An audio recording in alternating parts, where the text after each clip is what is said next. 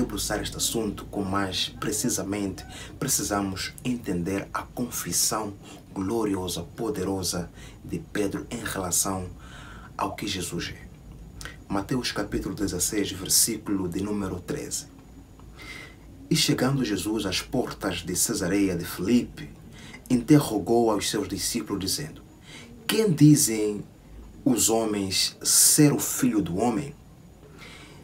E eles disseram: uns João o Batista, outros Elias e outros Jeremias ou um dos profetas.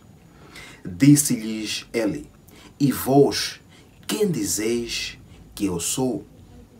E Simão Pedro, respondendo, disse: tu és o Cristo, o Filho do Deus vivo. Pedro dá um testemunho poderoso daquilo que Cristo queria ouvir. Pedro dá um testemunho poderoso daquilo que Cristo é. Pedro dá um testemunho pessoal, convicto de que Cristo é Jesus, o Filho do Deus vivo. E Jesus, respondendo, disse-lhe: bem-aventurado és tu, Simão Barjonas, porque tu não revelou a carne e o sangue, mas meu Pai que está nos céus. Aqui Jesus está dizendo: bem-aventurado és tu, Simão Pedro, porque a revelação que recebestes não veio através de estudos das Escrituras. A revelação que deixastes cá presente diante dos seus colegas apóstolos não veio através de estudo bíblico, de uma religião, de uma igreja e tal. Não veio por causa da vivência. Não veio através da carne, nem do sangue. Não veio através da sua convicção, daquilo que você acha. Mas sim, a revelação veio do Pai. Portanto, Pedro sabia tão bem quem Cristo era, mais do que a ninguém. E em resposta deste testemunho tão poderoso de Pedro, Jesus no versículo 18 diz o seguinte: e também eu te digo que tu és Pedro, e sobre esta pedra edificarei a minha igreja, e as portas do inferno não prevalecerão contra ela. E eu te darei as chaves do reino dos céus, e tudo que ligares na terra será ligado nos céus, e tudo que desligares na terra será desligado nos céus.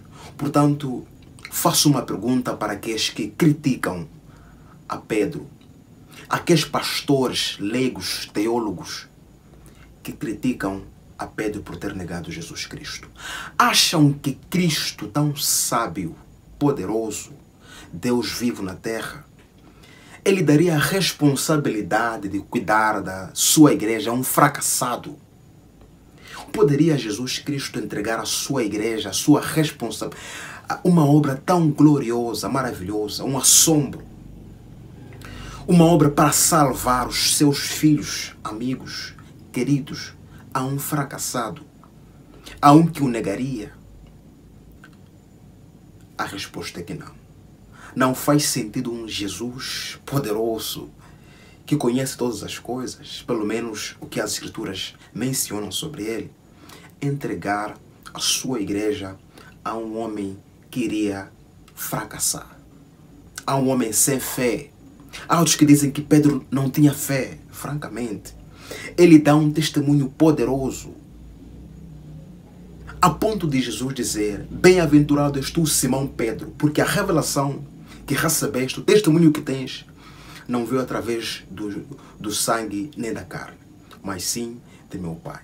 Portanto, Pedro tinha um testemunho forte,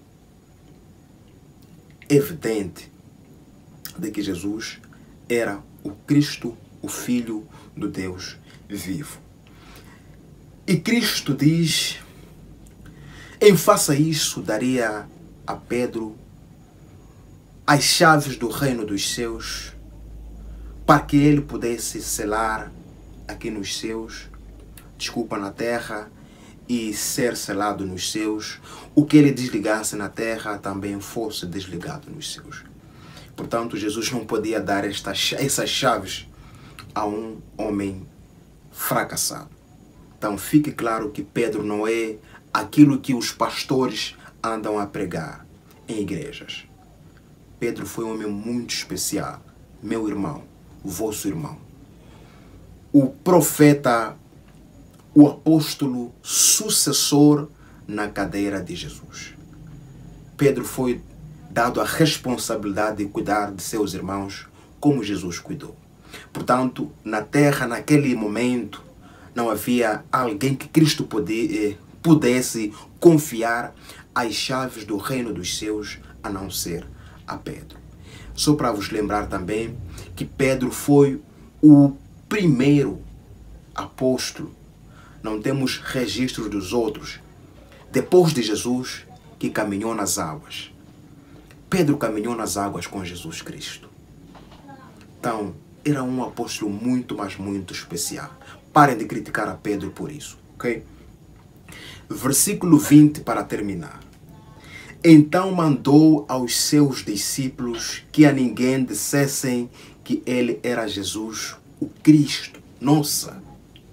Jesus proibiu a seus discípulos, apóstolos, de o pronunciarem publicamente como o Cristo. Jesus proibiu a Pedro, aos outros que estavam ali presentes, que não o publicassem como o Cristo. Ele proibiu. Mateus capítulo de número 16, versículo 20. Então mandou aos seus discípulos que a ninguém dissessem que ele era Jesus, o Cristo. Foi com face a esta ideia que Pedro negou a Jesus no dia em que ele seria crucificado e morto. Portanto, naquele dia, podia muito bem Pedro pensar que, olha, não chegou a hora em que Cristo devia morrer. E se Cristo morre hoje, ele entregou as minhas chaves.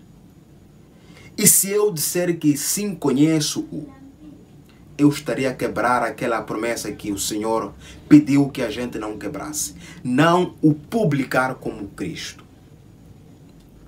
Por isso Pedro negou ele. E podia também pensar que se Cristo morresse e consequentemente ele aceitasse que conhece a Jesus e Pedro também fosse morto naquele dia, naquele instante, por ter aceito